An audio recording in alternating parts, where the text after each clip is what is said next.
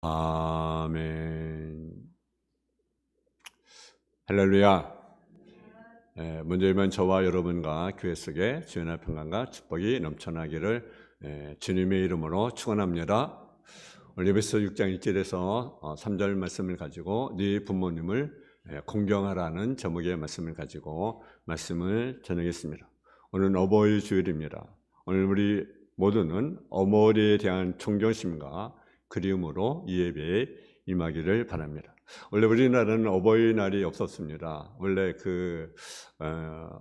원래는 미국에서 이 날을 지켰는데 처음에 그것을 좋게 받아들여 우리나라로 그날을 지키게 되었습니다. 그래서 원래는 어버이날로 이렇게 지키게 되었습니다. 그 다음에 어버이만 지키면 되겠느냐?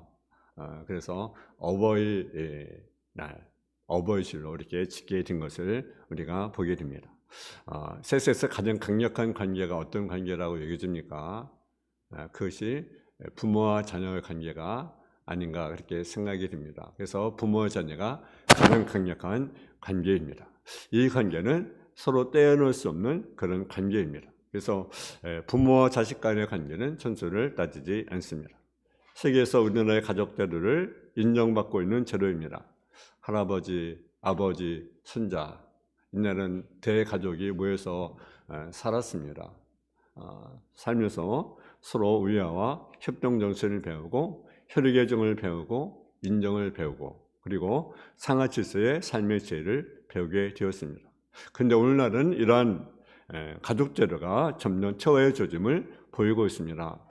산업화의 사이로 변모해 가면서 도시화 사이로 변모해 가면서 우리의 가족 제도로 많은 변화를 가져오게 됩니다. 그래서 서구 사회가 걸어가고 있는 그 삭막한 길로 접어가고 있습니다. 그래서 부모와 자식 간의 사이가 멀어지게 되고 인간관계로 점점 메말라가고 있는 시대가 되었습니다.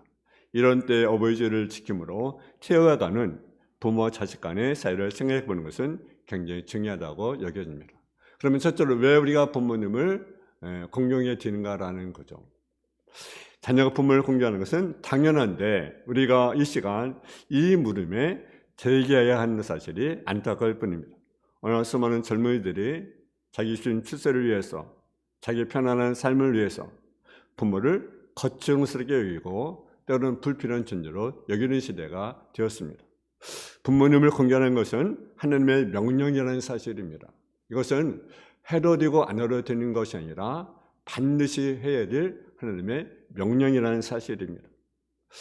부모 없는 자식이 어디가 있겠습니까? 자식의 공경을 받지 못한 부모님은 어디에다 발을 붙이고 살겠습니까? 세상 사람들은 기독교가 불의의 종교로 말하지만 절대로 그렇지 않습니다. 기독교는 효의 종교인 것을 우리가 분명히 아셔야 됩니다. 효도는 천륜이라는 사실입니다. 창조의 법칙입니다. 하나님께서 인간을 창조하셨습니다. 무엇으로 인간을 창조했습니까? 흙으로 인간을 만드셨습니다. 그리고 그 코에 생기를 불어넣으시니 그것이 산령이 되었다고 말씀하고 있습니다. 그리고 인간을 어떻게 창조했습니까? 하나님의 형상대로 지음을 받은 존재가 인간이다라는 거죠. 여러분, 세상에 하나님처럼 지음하는 존재가 있습니까?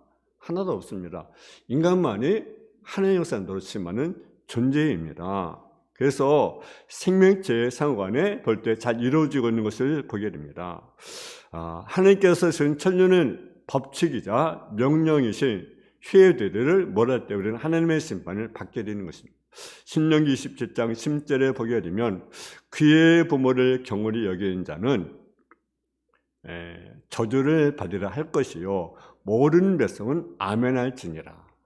경홀히 여긴다는 것은 어떻게 여긴다는 것입니까? 부모를 가볍게 여긴다. 부모님을 우습게 여긴다는 것입니다. 여러분 부모님을 가볍게 여기면 되겠습니까? 우습게 여기면 되겠습니까? 여러분 부모를 무시하면 되겠습니까? 부모 공경은 하나님의 명령이기 때문에 꼭 지켜야 합니다. 그래서 부모 공경은 지켜야 할 계명이다. 여러분 10계명을 우리에게 주었습니다. 10계명 가운데 첫째에서 네 번째 계명은 하나님 어떻게 하나님을 섬길 것인가에 관해서 우리에게 말씀해 주고 있습니다. 그리고 5번째에서 10번째까지는 인간관계에 관해서 우리에게 말씀해 주고 있습니다. 그 인간관계에서 가장 첫 번째 주는 계명이 무엇입니까? 바로 5계명은 네 부모를 공경하라. 출애굽기 20장 12절에 보게 되면 네 부모를 공경하라. 그러면 네 하나님 여호와가 내게 준 땅에서 내 생명이 길리라. 그래서 위로는 하나님 아버지를 공경하고 아래로는 육신의 부모님을 공경하라는 계명입니다. 또 왜 우리가 효도를 해야 됩니까? 부모를 공경해야 됩니까? 예수님이 효도의 모범을 보이셨습니다. 예수님이 나사렛에 3년 동안 생활하셨습니다. 홀 어머니를 공경하는 생활이었습니다. 한 번도 예수님은 불의한 분이 없었습니다. 우리는 예수님께서 십자가에 돌아가시는 마지막 장면에서도 보게 되면 그 예수님 어머니를 누구에게 부탁합니까? 사랑하는 제자 요한에게 부탁하는 모습을 우리가 보게 됩니다. 또 왜 우리가 부모를 공경해야 됩니까? 부모님은요, 우리에게 모든 것을 주었다는 사실이죠. 부모님은 자식인 우리에게 태어났을 때 피를 주셨고, 또 영양을 공급해 주셨고, 생명을 주었고, 성품을 주었고, 태어난 후부터 사랑을 주었고, 육신이 먹을 것과 필요한 것들을 모든 것을 공급해 주었습니다. 세상에 부모의 공경보다 더 깊은 은경이 없고 부모의 사랑보다 더 큰 사랑은 없습니다. 그래서 어떤 이는 어머니의 사랑은 하나님의 사랑의 일부분이라고 말씀하고 있습니다. 여러분, 까마귀도 여러분 어미에게 범죄의 권을 한다는데 어째 사람의 자식으로서 부모를 공경치 않겠습니까? 세상에서 가장 정다운 이름이 바로 어머니 아버지입니다. 그대로 어머니라는 이름은 정답게 그지가 없습니다. 어린이가 태어나서 가장 먼저 배우는 것이 누구의 이름입니까? 엄마입니다. 엄마. 또 아이가 학교 갔다서 누구를 부릅니까? 엄마를 부릅니다. 시집간 딸도 누구를 먼저 부릅니까? 엄마를 부릅니다. 두 번째로 어떻게 우리가 부모를 공경할 것인가라는 거죠. 오늘 본문에 보니까 하나는 첫 번째는 부모님에게 순종하라고 말씀하고 있습니다. 1절 말씀 한번 같이 봉독을 하겠습니다. 1절 말씀 시작. 자녀들아 전에서 너희 부모에게 순종하라. 이것이 옳으니라. 네 아버지와 어머니를 공경하라. 이것이 약속에 있는 첫 계명이니 이로써 네가 잘되고 땅에서 장수하리라. 여기 보니까 자녀는 부모에게 순종하고 부모의 뜻에 따라야 합니다. 왜 순종해야 되는? 여기 보니까 이것이 옳다. 이것이 옳다. 여기는 이유가 없어요. 순종하되 하나님의 말씀에 순종하라는 것입니다. 또 공경하라. 공경하라는 것은요, 값을 지불하라라는 거죠. 그래서 부모님에게 공경하는 것은 부모님의 값을 지불하라라는 거죠. 자녀는 마땅히 값을 지불해야 됩니다. 이것이 공경이라는 거죠. 저는 우리는 노인들을 잘 알아야 합니다. 친가효라는 말이 있습니다. 옛날에 닷새만에 장이 열렸습니다. 시골에 옛날에 요즘에는 장이 선지 안 선지 잘 모르지만 하여튼 옛날에는요 얼마나 장이 섰어요. 장이 서면 아들은 그동안 나무찜을 지게 지고 장터에 팔러 갑니다. 집에 계시는 어머니는 때라내 여러 가지 농사일과 집안을 하십니다. 그러나 생각이 누구에 있겠습니까? 장에 간 아들에게 있는 거죠. 오늘 장에 갔는데 물건이 잘 팔렸는지, 별일은 없었는지, 그리고 장가갈 나이가 됐는데 장가는 잘 갈 수 있을런지 늘 그 아들 걱정이죠. 해가 뉘어 넘어간 대로 아들이 도와주지 않습니다. 전혀 재워놓고 기다려 못해 동거밖에 나가 봅니다. 근데 올라가 보니까 장때 갔던 사람들이 한 사람 이렇게 보이기 시작을 하는 거죠. 아들이 벌뜨멀뜨합니다. 마치 언덕에 소나무 한 그루가 있습니다. 그 나무에 올라가서 멀리 장터에서 봅니다. 이에 트는 마음을 한때 어버이 친자라고 합니다. 어버이 친자는 나무에 올라가서 보고 있는 모습인 것입니다. 여기에 머금가는 한자가 있습니다. 바로 효도효자입니다. 아들이 갖고 간 것을 다 늦게까지 팔고 나서 고등어 몇 마리와 화장품 한 각을 사가지고 어머니에게 드리려고 가지고 오는 거죠. 그래서 동거밖에 어머니를 만납니다. 어머니, 다리가 아프실 텐데 여기까지 어떻게 오셨습니까? 제가 엎어드리겠습니다. 저의 지게 위에 타십시오. 그래서 지게 위에 태워오는 모습이 한자의 회도할 때의 효자입니다. 즉 노인을 업고 오는 아들의 모습인 것입니다. 이런 한자, 어버이의 진자와 효자가 있는 가정은 행복한 가정이 되는 것입니다. 부모님께 순종해 드려야 됩니다.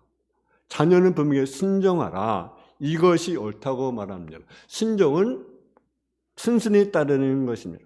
순종은 언제나 부모의 말씀에 행동할 마음의 준비를 갖추고 놓는 것을 말하고 있습니다. 그리고 순종은 한 번만 순종하는 것이 아니라 계속해서 순종한 것을 가리킵니다. 하나님은 가정을 만드시고 가정의 질서를 세우셨습니다. 마르틴 루터는 부모는 하나님의 대리자라고 서슴없이 말하였습니다. 그러므로 부모에게 순종하는 자녀는 부모의 훈계와 가르침을 명령을 따라야 됩니다. 그리고 순종의 범위는 어디입니까? 주 안에서. 이는 주님께 하듯 순종하라는 말입니다. 주님의 뜻 합당 범위 안에서 주께 대한 순종을 위해서 주님의 명령에 따라서 하라는 말입니다. 그리고 주 안에서라는 말에는 주께 대한 순종이 선행됨을 의미하고 있습니다. 순종 선생은 누구라는 것입니까? 주님이라는 것입니다. 예를 들어 부모가 자녀들에게 교회 가지 말라. 그럼 어떻게 되겠습니까? 가야 됩니까? 안 가야 됩니까? 네, 가야 되는 거죠. 가야 되는 거죠. 그래서 교회를 가지 못하게 하거나 예수를 믿지 못하게 한다든지 교회를 반대한다는 것은 그것은 순종하는 것이 아닙니다. 왜? 무엇이 뭡니까? 주 안에서가 먼저이기 때문에 그렇습니다. 근데 다른 것은 우리가 반드시 우리가 순종해야 된다는 거죠. 또 어떻게 또 순종합니까? 어떻게 공경합니까? 부모에게 공경하라. 이제는 뭡니까? 네 아버지 어머니를 공경하라. 공경은요 순종 이상의 미덕이며 부모에 대한 순종이 기초가 됩니다. 공경 없는 순종은 종의 모습입니다.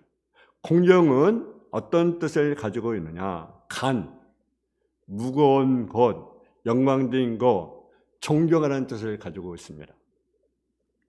다시 한번 여러분 간이 여러분 우리 삶 가운데 중요하지 않습니까? 얼마나 중요합니까? 간이 없으면 어떻게 되겠습니까? 살 수가 있겠어요? 살 수가 없는 거죠. 그러니까 우리 몸의 간처럼 부모를 소중히 여기라는 거예요. 여러분의 간이 없으면 어떻게 했어요? 여러분의 간을 누구한테 여러분 주겠습니까? 여러분이 친구한테 주겠습니까? 여러분의 간이 귀한 것처럼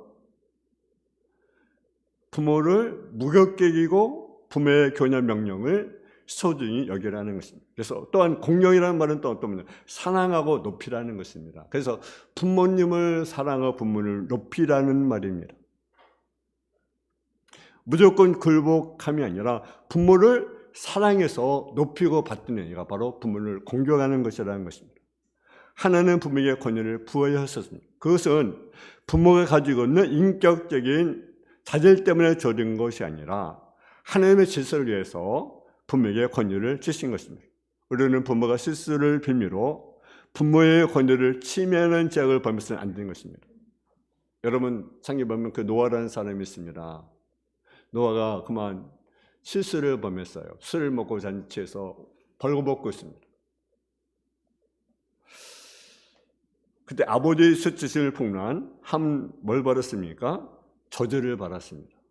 여러분 순종에는 주 안에서는 말이 있지만 조건이 있지만 공경은 조건이 없습니다. 불변적인 공경할 것을 가리킵니다. 이것은 어떤 의미냐? 부모가 실수를 할지라도 또 나를 섭섭하게 할지라도 우리는 부모를 공경하라는 사실입니다. 그것이 부모를 공경이라는 것입니다. 그래서 순종은 조건이 있어요. 주 안에서 순종입니다. 근데 공경은 조건이 없어요. 나를 아프게 하고 나를 섭섭하게 한다 할지라도 부모를 공경하라는 사실입니다. 또 부모를 어떻게 공경하라고 말합니까? 부모님을 존중해 드리라는 것입니다. 잠언서 23장 22절에 보게 되면 너를 낳은 아비에게 청중하고 네 늙은 어미를 경히 여기지 말지니라. 경히 여기지 말라는 말은 가볍게 여기지 말라, 작게 여기지 말라라는 거죠. 그래서 부모의 말씀을 명령을 가볍게 여기지 말라, 적게 여기지 말라, 부모를 업신여기지 말라라는 거죠. 참된 신앙인은 부모를 업신여기지 않습니다. 우리가 사는 시대는 현역반 고려정이 자행되고 있습니다.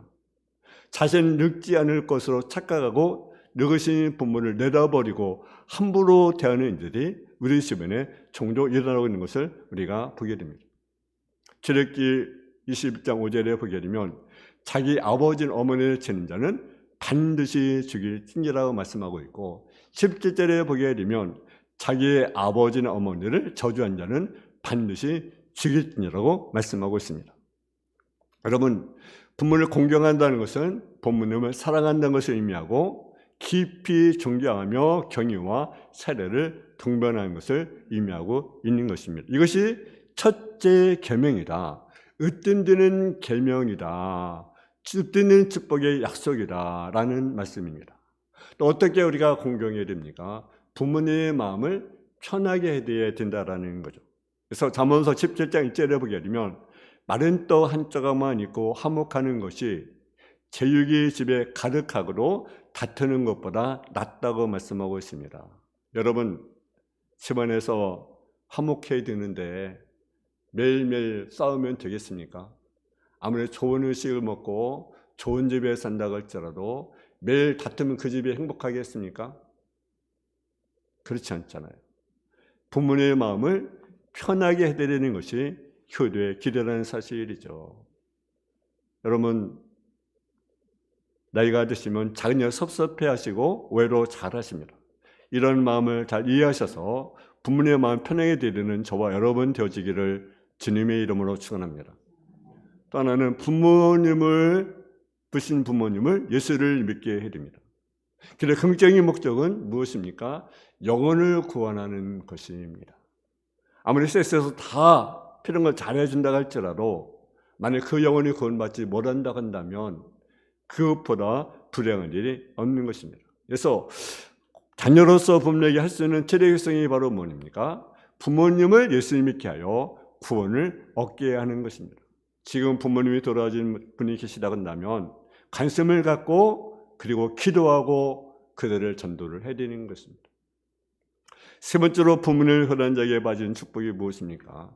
오늘 한번 3절 말씀을 같이 봉독을 하겠습니다. 3절 말씀 시작. 이로써 내가 잘되고 땅에서 장수하리라. 아멘. 부모님을 공경한 자에게 좋은 축복이 바로 뭡니까? 이로써 네가 잘되고 땅에서 장수하리라. 땅에서 잘되는 모든 복은 하나님께 순종하고 부모님을 공경한 자에게 주신다는 것입니다. 그래서 네가 잘되고라는 말은 행운이 깃든다, 형통한다, 복이 된다는 것입니다. 즉 형통의 복을 가리킵니다. 그러므로 범사가 잘되는 복을 가리킵니다. 또 장수한다고 말씀하고 있습니다. 그래서 출애굽기 20장 12절에 보게 되면 네 부모를 공경하라. 그럼 네 하는 여호와가 네게 준 땅에서 네 생명이 길리라.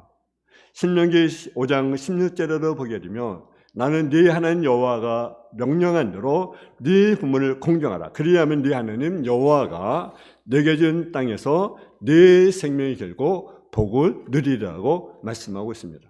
장수하는 것은 무엇입니까? 당대에 오래 사는 것을 의미합니다. 근데 여기서 장수는 단순히 수명이 긴 상태를 의미하지 않습니다. 왜냐하면 오래 사는데 매일 고통당하고 어려움 만나고 아프고 감옥에서 오래 사는 것을 복이라고 말하지 않습니다. 참 만족과 평안과 기쁨이 넘치는 가운데 오래 사는 장수, 곧 은혜와 평강 속에 하나님이 주신 수명을 다 누리면서 사는 것을 땅에서 장수하는 복이라고 말씀을 드릴 수 있습니다. 저는 인간의 도리요 본본입니다. 하나님의 명령입니다. 근데 마땅히 해야 할 것입니다. 근데 마땅히 해야 할 것이 이제 무엇이 주어집니까? 두 가지 상급이 주어집니다. 하나는 뭡니까? 모든 일이 잘 되게 해준다는 거죠. 모든 일이 형통한다는 것입니다. 부모에게 효도하는 자로서 잘못된 자가 없고, 성경에 나오는 의인이나 선자를 보게 되면요 어떻습니까? 불효자가 없다라는 거죠. 불효자가 없다. 여러분 요셉을 보게 되면 요셉은 효도함을 통해서 그 어떤 복을 받았습니까? 애굽의 총리 되시는 축복을 받았습니다. 강철원 카네기는요, 그 어린 시절 정말 어렵게 살았습니다. 그가 스콜랜드에서 태어났는데 너무나 가난해서 미국으로 이민을 왔어요. 너무나 가난하기 때문에 겨울에는 뭘 입습니까? 속에 내일 있잖아요. 내복 있잖아요. 근데 한 벌밖에 없는 거죠. 그래서 갔다 오면 빨아서 어머니가 빨아가지고 또 출근할 때 주고 너무너무 가난했어요. 그래가지고 소원하기를 내가 돈을 많이 벌어서 부모님께 효도하고 어머니한테 효도하고 그리고 결혼하겠다. 그래가지고 열심히 해서 돈을 많이 벌었습니다. 강철왕이 되었습니다. 그리고 나이가 52세 때 결혼하고 60세에 첫 아들을 낳았다는 것입니다. 여러분, 잘 되는 복을 줍니다. 또 어떤 분은 장수의 복을 줍니다. 이로써 잘 되고 땅에서 장수하리라. 장수한 것 땅에서 오래 살리라는 말입니다. 건강하고 편안하고 구원받고 오래 살리라는 말입니다. 또 자손이 끊어지 않고 번성한 것을 가리킵니다. 또 하나님의 나라에 영원히 사는 것을 가리킵니다. 큰 대밭에서 큰 족속이 나는 것처럼 효도하는 집에서 효자가 날 것입니다. 내 자녀가 효자가 되기를 원합니까? 자기가 먼저 부모에게 효도의 본을 보여야 합니다.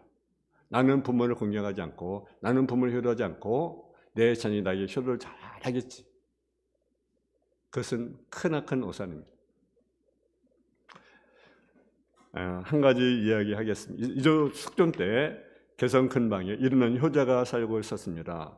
늙어 고동 못하신 어머니를 정성스럽게 모시고 있었는데 어느 날 임금님이 행차한다는 소식을 듣게 되었습니다. 그래서 고동을 보다는 그 어머님을 지게에 태워가지고 모셔가지고 임금님 행차를 보는 거죠. 그 모습을 보고 그 임금님이 어떻게 해서 이렇게 어머니를 모시고 왔느냐고 그러면서 그게 큰 상을 내렸습니다. 송아지 한 마리, 쌀 10가마를 선물로 하사를 했습니다. 그 소식을 옆 동네에 있는 불효자가 듣게 되었습니다. 그래서 자기도 송아지 한 마리 받고 쌀 10가마를 받아야 되겠다. 근데 어느 날 임금님이 행차하는 소식을 듣게 되었습니다. 그래서 그 어머니를, 불효한 자식이지만 어머니를 지게에 모셔가지고 임금님 행차하는 곳에 역시 왔습니다. 역시 임금님이 물었습니다. 어떻게 해서 이렇게 왔느냐 그렇게 묻고 있는데 골 원님이 이놈은 나쁜 놈이라고, 불효한 놈이라고, 벌을 줘야 된다고 그렇게 이야기를 했습니다. 근데 이 임금님이 역시 그 불효자 아들에게 송아지 한 마리하고 쌀 10가마를 주었습니다. 그러면서 이런 이야기를 했습니다. 효도는 흉내내기가 어려운 것이다. 참 그만큼 어렵다는 것입니다. 부모님을 공경하고 효도하는 것이 그렇게 쉬운 일이 아닙니다. 산에서는 말세는 고통한 때가 이른다고 말씀하고 있습니다. 그 중에 하나가 무엇입니까? 부모를 거역한 일을 서슴잡고 있다는 거죠. 이런 혼돈의 시대에 주님 우리에게 네 부모를 공경하라고 말씀하고 있습니다. 왜냐 부모를 공경하는 것은 옳은 일이다. 옳은 일이다. 성도들이 가질 마땅한 모습이다.